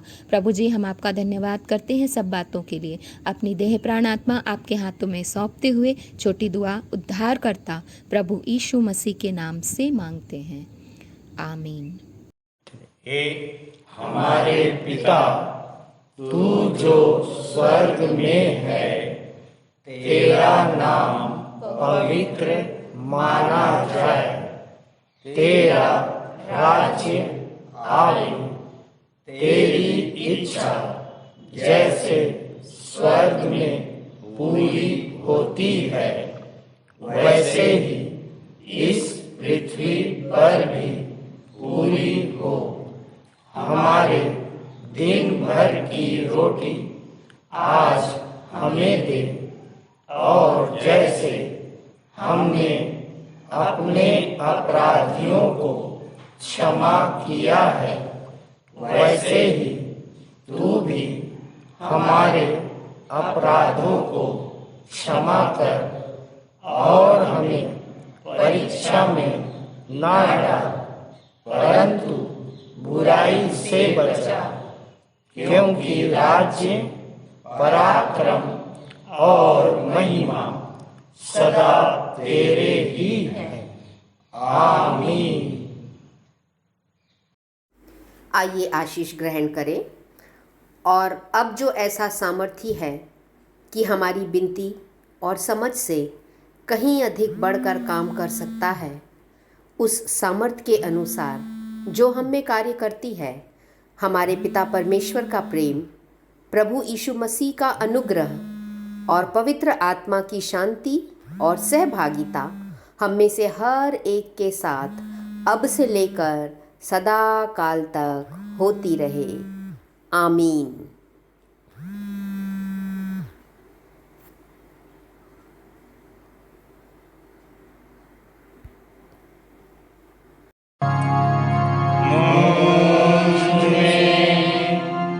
यीशु की शोभा दिखाई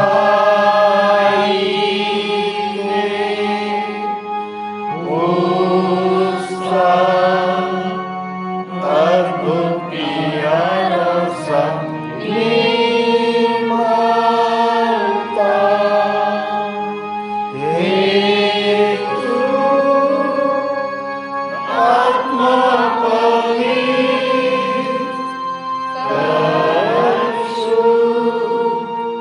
मेरा शरीर मुझ में यीशु की शोभा दिखाई दे। आमीन,